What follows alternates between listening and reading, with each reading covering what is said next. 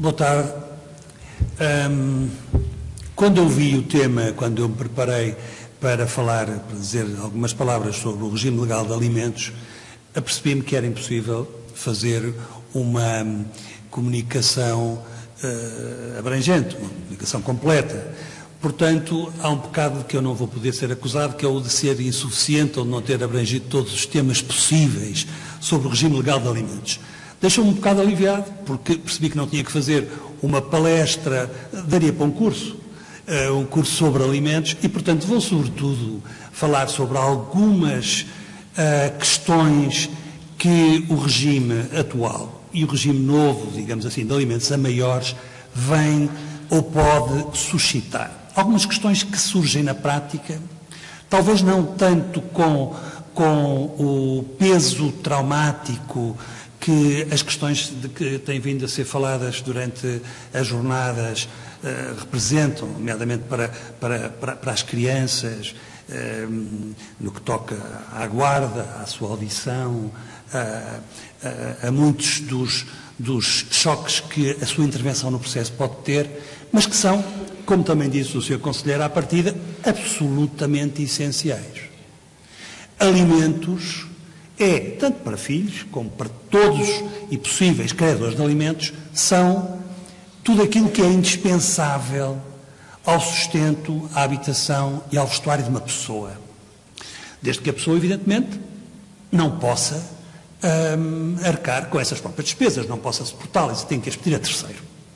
Terceiro pode ser o pai, pode ser a mãe, mas pode ser, sabemos, pode ser o cônjuge, o ex-cônjuge, pode ser um ascendente, pode ser um irmão, pode ser... Não nos interessa muito isso, porque hoje estamos a falar de alimentos a filhos.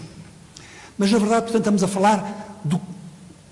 Aliás, eu quando estava a preparar isto, logo de início, vi uns entendimentos que diziam que os alimentos também tinham, para além de uma natureza patrimonial, uma natureza pessoal. Não me parece. Os alimentos têm a ver com despesa, têm a ver com dinheiro, têm a ver com pagamento de despesas. As outras obrigações, determinadamente dos pais para os filhos, de natureza pessoal, que estão abrangidas pelas responsabilidades parentais, como, por exemplo, velar pela segurança, velar pela saúde, dar os melhores conselhos, como dizia antigamente, corrigir os maus atos, o famoso ius corrigendi, que agora penso que é politicamente incorreto, mas seja como for, tudo isso pode caber e cabe dentro das responsabilidades parentais, mas não é alimentos. Alimentos é pagar, normalmente pagar através de uma prestação pecuniária, normalmente pagar através de uma prestação pecuniária periódica e muitas vezes mensal, através de uma pensão de alimentos, as despesas indispensáveis, por acaso nem diz só necessárias, diz indispensáveis ao sustento, à habitação e ao vestuário. A questão que se levanta desde logo, bem, as características da obrigação de alimentos, não sei se a Sra. vai falar delas, não, mas as características são todos conhecidas, vou só relembrá-las praticamente sem as desenvolver. A indisponibilidade, no sentido, por exemplo, que o direito a alimentos não é renunciável. Um acordo que diga eu renuncio a alimentos é simplesmente nulo. Porquê? Porque o direito a alimentos é irrenunciável. É também impenhorável. Isto é bom para quem é criador de alimentos, na medida em que não pode vir a ser, enfim, coercivamente apanhado por um credor, etc. É impenhorável. É insuscetível de compensação. Não pode o devedor de alimentos invocar a compensação por um crédito que tenha sobre o criador de alimentos. Tudo isso são características muito especiais e que têm a ver com um direito também muito especial. É um direito essencial. É um direito não só ao pagamento dessas despesas, mas, como vamos ver, ao pagamento dessas despesas em moldes e em medida especial, que tem a ver com a dignidade, enfim, neste caso dos filhos. É que no caso dos filhos, o dever de alimentos, ou o alcance dos alimentos, não se cinge apenas à habitação, ao sustento e ao vestuário. Vai mais longe e vai também para a educação e a instrução. E nós sabemos, todos aqueles que são advogados e juízes, que muitas vezes temos de analisar ou decidir questões questões de fixação de alimentos, nomeadamente entre pais que se separaram, ou que nunca foram casados, ou que se divorciaram, não interessa, relativamente a filhos menores, muitas vezes o problema tem a ver precisamente com o custeio das despesas de educação, das mensalidades dos colégios, das atividades extracurriculares, embora, evidentemente, o essencial ainda há de ser a alimentação e o sustento e a habitação. Mas muitas vezes são essas as questões que se levantam. E, portanto, isso para os filhos menores. Para os filhos maiores, talvez também, mas vamos ver em que medida depois. Mas, portanto, para os filhos menores, mais do que para outras obrigações de alimentos, a obrigação de alimentos de irmão para irmão não abrange isso. Mas a obrigação de alimentos de pais para filhos abrange as despesas, as necessidades de educação e instrução do filho. Bem, mas avancemos. Normalmente, como é que estas despesas são satisfeitas através dessa pensão de alimentos? Como disse, normalmente, e é a regra, e aliás a lei dilo, é através de uma prestação pecuniária regular. Mas nem sempre a obrigação de alimentos é uma prestação pecuniária. Muitas vezes a prestação de alimentos, ou a obrigação de alimentos, pode ser cumprida através de uma prestação em espécie. Não é frequente, mas às vezes tem que ser. Se um progenitor obrigado a alimentos invocar e convencer o tribunal de que não pode ajudar a sustentar o seu filho, a não ser pagando sustento e habitação na sua companhia, ou seja, em economia comum, pode, porventura, ser esse o meio, o modo de fixação dos alimentos que tem a prestar. Ou seja, nem sempre os alimentos devem ser prestados através de uma pensão de alimentos, como normalmente se entende. Uma outra questão, já vou aqui para as tais questões um bocadinho fora do habitual. Uma outra questão que se pode levantar é saber se os alimentos, em casos excepcionais ou por acordo, podem ser fixados não através de uma prestação periódica, mas através do pagamento de uma quantia única, digamos. Uma quantia única. Uma prestação una tantum, como se diz, enfim, utilizando a fórmula latina. Para filhos custa admitir, não é verdade? Para filhos custa admitir. Já vi isso para prestações a cônjuges, ou ex-cônjuges. Prestações a ex-cônjuges. Lembro de uma vez de um senhor, rico e tal, veio falar comigo, e queria saber se podia chegar a um acordo com a mulher para lhe pagar, na altura, 200 mil contos, era uma verba elevadíssima, em vez de pagar mensalmente um X. Então, mas porquê? Porquê é que quer fazer isso? Pague mensalmente. Eu até acho que fui um bocadinho cínico, disse, porquê é que está a pagar 200 mil contos? Se ela morre para o ano, está a perder dinheiro, não é? Se tivesse pago todos os meses... Bem, tudo bem, mas eu arrisco. Mas porquê que quer pagar?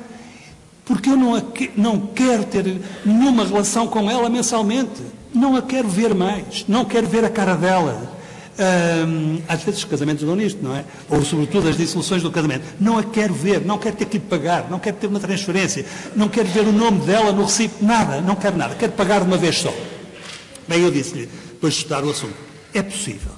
É possível fazer um pagamento através de uma quantia única, mas...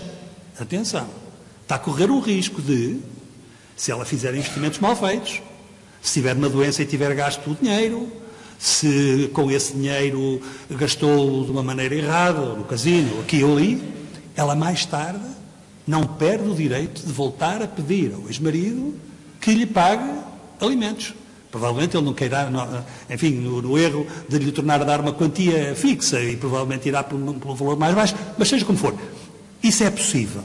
Também aqui, na análise dessa questão da prestação una tantum e não, vou pedir ao Sr. Conselheiro que me avise quando faltarem 10 minutos, está bem? Quando estive a ver isso mais detalhadamente, apercebi-me de uma coisa que é muito pouco usada, pelo menos na minha prática, e que, no entanto, me parece estar inteiramente em vigor, que é a possibilidade de o credor de alimentos, nomeadamente filhos, fazerem registar hipoteca legal sobre os bens do devedor de alimentos. Não me parece que isto seja frequente, mas a lei, no Código Civil, continua a permiti-lo. E esta hipoteca legal é registada apenas perante a exibição da sentença que condenem alimentos, é registada sem termo, quer dizer, só com a prova de que acabou a obrigação de alimentos é que essa hipoteca é levantada, e pode ser uma garantia contra progenitores pródigos ou que tenham más intenções no sentido de fazer desaparecer o património para depois não pagarem alimentos, porque também os há. A quantidade de pessoas que nós vemos do género, se é assim, se eu tenho de pagar, vou vender tudo, escondo tudo e não pago nada, e não arranjam nada para me executar. Hipoteca legal, não se esqueçam, é possível. Bom, mas vamos avançar. Esta questão de... Bem, há outra questão também que tem a ver com este modo de pagamento, se é prestação pecuniária, se é uma quantia de uma vez só, que é saber se pode haver também pagamento através de alocação, digamos, ou seja, pagamento direto de certas despesas. Tenho visto alguns pareceres do Ministério Público, ou mesmo alguns juízes a rejeitarem a ideia de que os alimentos podem não ser através da tal prestação pecuniária mensal. Mas, em sede de alguns acordos, eu vejo que alguns progenitores dizem: mas eu não quero dar o dinheiro todo através de uma prestação pecuniária mensal. Quero ser o responsável pelo pagamento do colégio. Mas porquê? Porque não é a primeira vez, no ano passado, quando eu lhe dava o dinheiro todo, que ela, por exemplo, não pagava as propinas do colégio. E o colégio vinha ter comigo. Isto é um exemplo, mas é sempre para mostrar que, por vezes, é perfeitamente legítimo que um dos obrigados a alimentos se predisponha e queira, e seja válido, e seja lícito, e seja, portanto, homologável, obter um acordo em que se responsabilize pelo pagamento de certas despesas específicas. Agora vamos a uma questão importantíssima na nossa prática, é medida dos alimentos. Na nossa vida prática, mais do que perante os juízes, na prática dos advogados, quando os pais, ou um ou outro, ou ambos, se confrontam com os advogados ou lhes pedem conselho, geralmente o que ganha mais, diz: isto tem que ser metade, não é verdade? Isto é assim, 50% para cada um. Eu digo: não é 50% para cada um. A lei diz que isto deve ser proporcional. Naturalmente, começar pelas despesas do filho, a saber qual é o orçamento do filho, já é outro problema. Mas, se houver um orçamento do filho, chamamos assim, entre aspas, a lei não trata as coisas com esta denominação, mas se houver um valor de despesas razoável para o filho, então como é que isto é financiado? É financiado 50-50, muitas vezes dizem assim, então se eu pago para pagar o colégio, ela tem que pagar 50%, eu tenho que pagar 50%. Eu disse: olha, não é assim, porque o senhor ganha 3 vezes mais do que a mãe da criança. Portanto, se calhar, o senhor vai pagar 3/4 e a mãe da criança vai pagar 1/4. Geralmente indigna muito quem ganha mais. Mas, na verdade, é o que a lei quer. Não quer dizer que esta proporção seja uma regra de 3. Às vezes não é possível. E não é possível porquê? Não é possível porque não se pode ir apenas aos meios, aos rendimentos dos progenitores que vão pagar alimentos. É preciso ver as despesas novas que um divórcio ou uma separação gera, e normalmente gera sempre. Quando havia uma casa com 2 ordenados e eles se separam, cada uma das casas vai ver com ordenados, geralmente equivale a uma duplicação de despesas. Por exemplo, o pai sai de casa, ganha o dobro da mãe, tem que pagar 2/3 das despesas dos filhos, talvez, mas depois de arranjar uma casa para si. Por exemplo, não sei se faço entender, tem que garantir as suas despesas básicas, mas para além desse patamar, devem ser comparados os rendimentos. E estou a andar a acelerar demais, claro que isto tem nuances que podiam ser apreciadas, mas tem que ser comparados os rendimentos para se fixar essa medida. Queria aqui também falar, mas não vou ter tempo, evidentemente, com exemplos de outros países que têm soluções diferentes. Têm soluções diferentes, a maior parte, por acaso, tem soluções equivalentes às nossas. Na Europa, foi onde eu andei a ver. As soluções são indicações de que deve haver proporcionalidade no esforço dos progenitores no pagamento das despesas dos filhos, sempre, evidentemente, ao abrigo do princípio de superior interesse da criança, mas isso seria sempre. O problema é saber qual é que é a fórmula de encontrar a prestação que se vai pedir a cada um. E há países que são mais rigorosos. Às vezes pedem-nos isso, perguntam-nos mesmo, pessoas civilizadas, cultas, licenciadas, não em direito geralmente, claro, e perguntam-nos, mas não há uma tabela? O Tribunal pode fixar o que ela está a pedir? E depende, ela pode estar a pedir mais, pode estar a pedir menos, mas não há uma tabela? Não, em Portugal não há uma tabela. Mas noutros países há tabelas. X% se for um filho, um X% superior se forem 2 filhos, ainda uma parte ainda maior se forem 3, considerando que há economias de escala, na verdade, se a mãe ficar com 2 ou 3 filhos, não tem que pagar a casa outra vez, etc., embora possa ter uma casa maior. Enfim, podemos compreender que haja percentagens diferentes consoante o número de filhos que têm que ser sustentados pelo progenitor não residente, também chamemos assim. Outros países têm um regime um pouco diferente, que é vê-se o possível, mas com limites relativamente ao rendimento do progenitor obrigado. Por exemplo, não podes ter 40%, não podes ter 50%. Penso que isso é uma visão de defesa da proteção do progenitor obrigado a alimentos. Não é essa a visão, nem a visão que se aplica nos tribunais de família portugueses, nem me parece a visão mais favorável à satisfação dos interesses do filho. Bom, mas continuemos. Também uma questão interessante, menos polémica, tem a ver com a natureza variável dos alimentos. Os alimentos não têm, em certo sentido, trânsito em julgado, no sentido de que podem sempre ser revistos, podem sempre ser extintos, nascem para desaparecer, provavelmente, com a maioridade ou com o fim da educação dos filhos. Estamos a falar de alimentos a filhos. Mas mesmo durante a sua vigência, eles podem ser alterados. Eu vou dar 3 exemplos de alterabilidade, de variabilidade, digamos assim, da obrigação de alimentos. Em primeiro lugar, a inflação. Muitas vezes está prevista. Antigamente era obrigatório.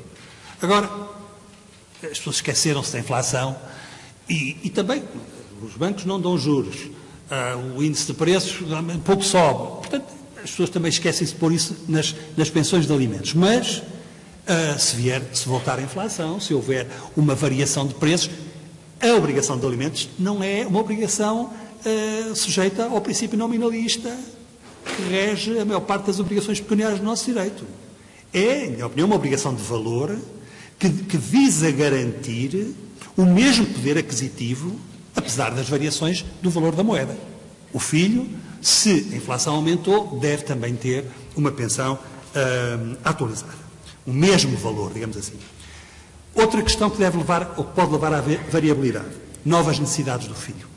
É fácil. Isso entendemos todos e há muitos casos destes, penso eu. O filho cresceu, chegou à adolescência, agora frequenta 3 atividades curriculares, os 20 escudos de mesada que tinha quando tinha 7 anos, agora, quer dizer, nem 20 euros, e se calhar tem que ser 50, ou tem que ser 100, vai ao cinema, tem lanches, ou tem que pôr gasolina na moto. Tudo isso nós compreendemos que essas novas necessidades possam levar também a aumentos do valor da pensão. Para além de aumentos pontuais dos alimentos que tenham por fonte uma necessidade eventual. Uma operação cirúrgica não prevista nas despesas de saúde, um curso no estrangeiro que ambos aceitam. Isso pode levar... Enfim, mas isso normalmente também será feito por acordo, exceto dos casos de urgência, mas também pode levar a uma correção do valor de alimentos. Uma outra questão, ainda quanto a montantes de alimentos. Deve um aumento, digamos, significativo das posses, dos rendimentos do progenitor obrigado a alimentos, chamemos do pai, só para facilidade de disposição, refletir-se no montante da pensão de alimentos paga ao filho?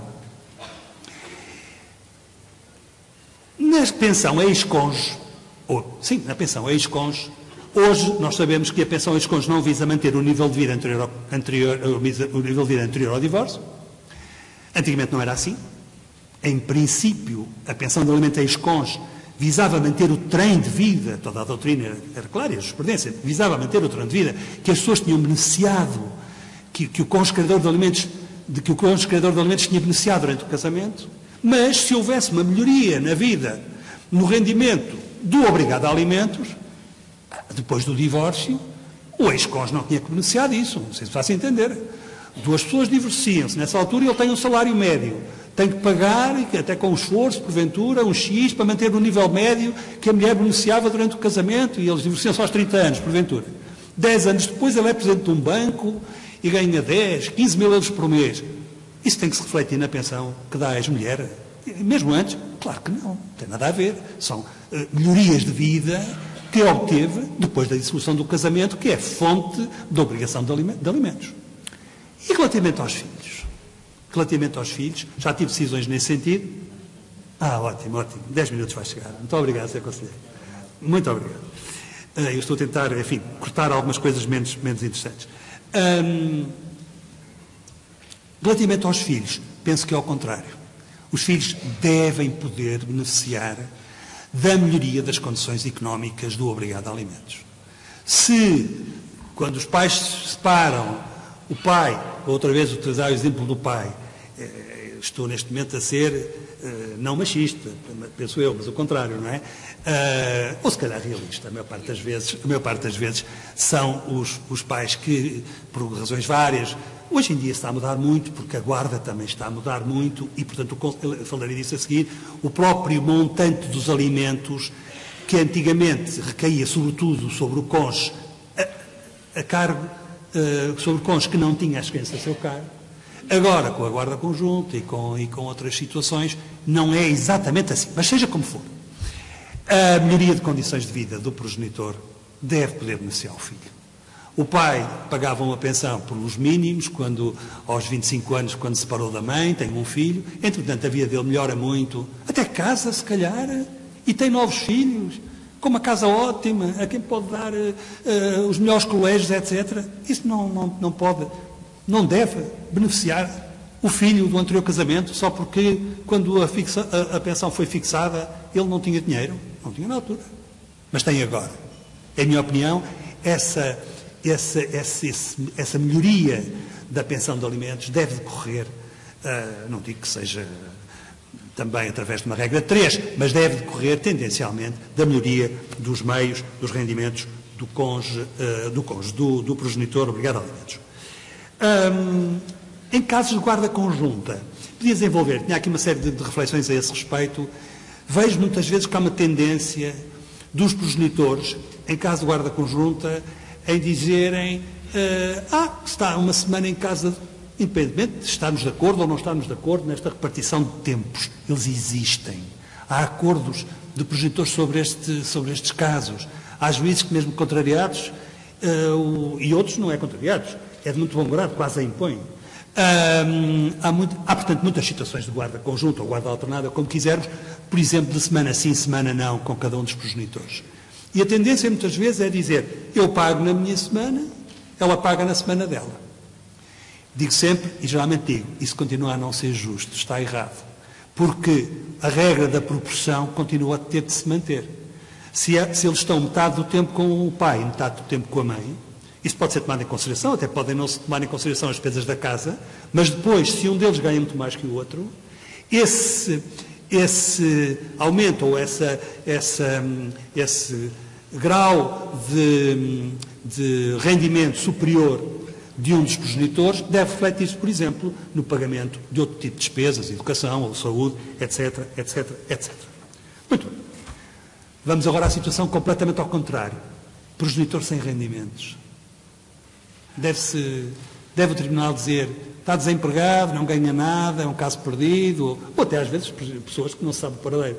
Não deve fixar alimentos? É difícil, porque são alimentos que vão ser fixados com uma causa justificativa, quase impeditiva do pagamento. Não podem ser fixados em função do rendimento, terão de ser fixados em função de critérios de equidade, penso eu.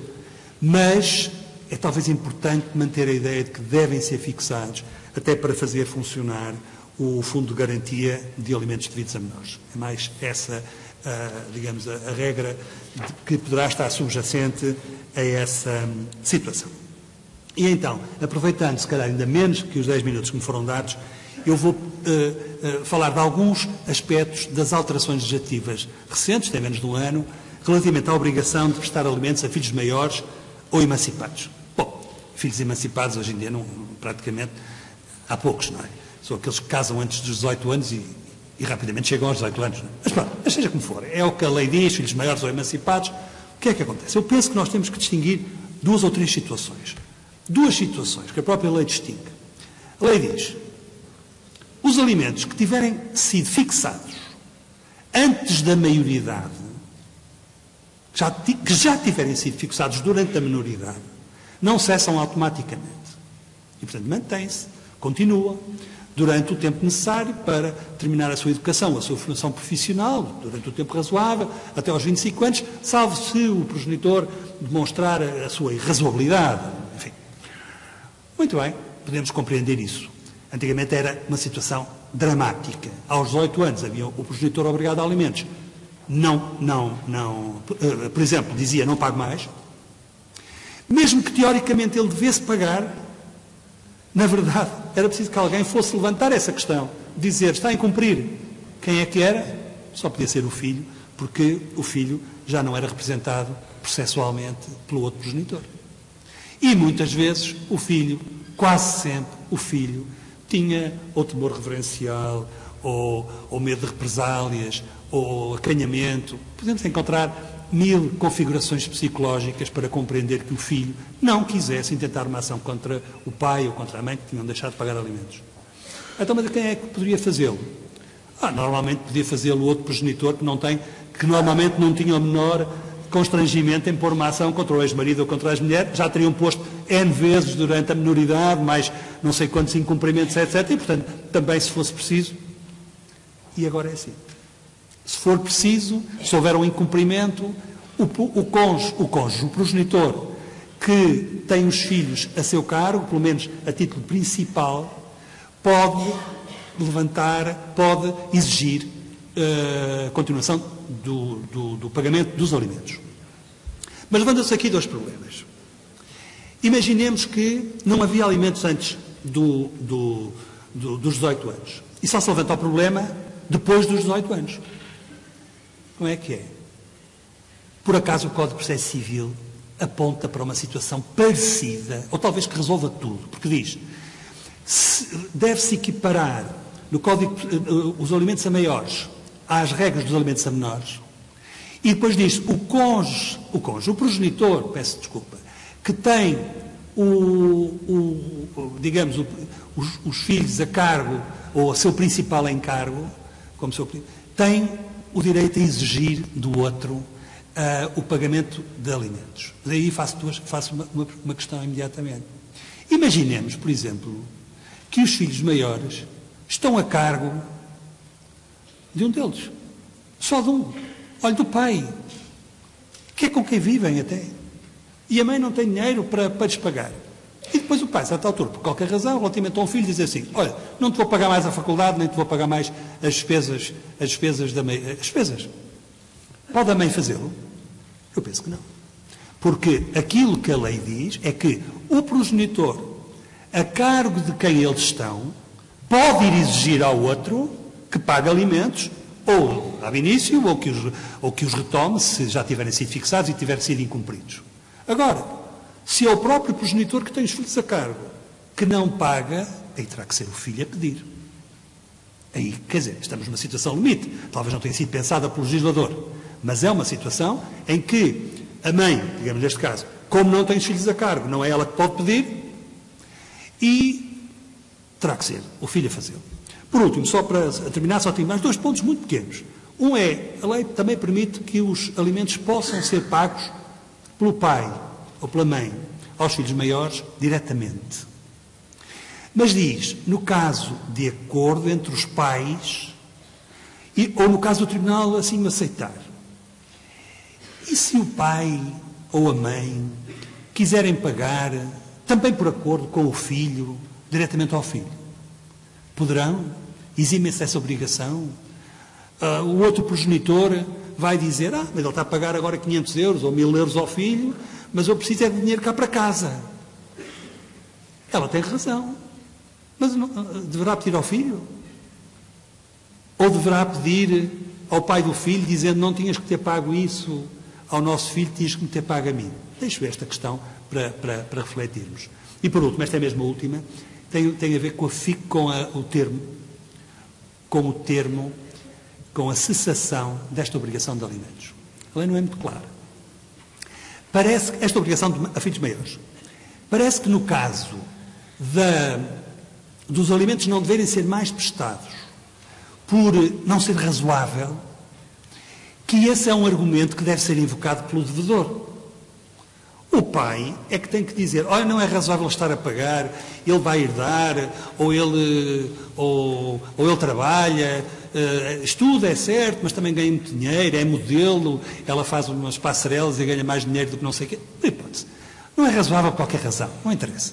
Quem é que tem que invocar essa falta de razoabilidade? Penso que é o pai. O pai, o obrigado a alimentos. Mas, na parte em que se diz que os alimentos se devem manter até aos 25 anos, pelo tempo razoavelmente necessário para o filho completar a sua educação ou formação profissional, se o filho reprova, ou faz poucas cadeiras, ou faz uma educação, uma formação profissional numa coisa assim exótica, bizantina, bem, não vou dizer cursos, porque pode haver pessoas que tenham esses cursos e acham estranho, mas uma coisa assim, pronto, exótico e bizantino serve sempre para poder não ser muito razoável pedir isso ao pai. Nesse caso, ou só isto, não passa de ano. Quem é que tem que invocar que os alimentos devem cessar? É o pai que tem que descobrir se ele ainda está a tempo, se pode fazer, etc, etc, ou é o filho que deve fazer, como nas finanças, fazer uma espécie de prova de que está a tempo, de que está inscrito, porque está inscrito, olha só isso, que está inscrito. Eu penso que, embora a lei não o diga, há aqui uma espécie, podem não concordar comigo, e eu também não tenho isto pensado a fundo, mas penso que seria equilibrado. Há uma espécie de obrigação de prestação de contas do filho ao progenitor que lhe dá alimentos de adulto, porque tem de justificar a manutenção de alimentos precisamente depois da maioridade. Tem que dizer, pai, eu estou inscrito na faculdade, passei para o segundo ano, ou já me licenciei, mas ainda tenho mais 2 anos de mestrado. Esta justificação, esta prestação de contas, especialmente entre aspas, é, quanto a mim, uma obrigação de boa-fé, de lealdade, que o filho deve ter relativamente ao pai. De outra maneira, penso que, na prática, o pai pode, se deixar de pagar, essa questão vai outra vez ser levada a tribunal, mas penso que ele estará legitimado se não tiver informação, se não tiver notícias, se não tiver prova de que, até uma boa comunicação. Eu acho que o filho tem a obrigação de comunicar com o pai e de lhe dar essa informação. Mas, enfim, são mais os temas para debate e para reflexão que lhes quis aqui trazer do que certezas, sobretudo nesta matéria tão nova, que ainda não tem, naturalmente, a jurisprudência fixada, e vamos todos esperar por ela, então. Muito obrigado. Obrigado a todos.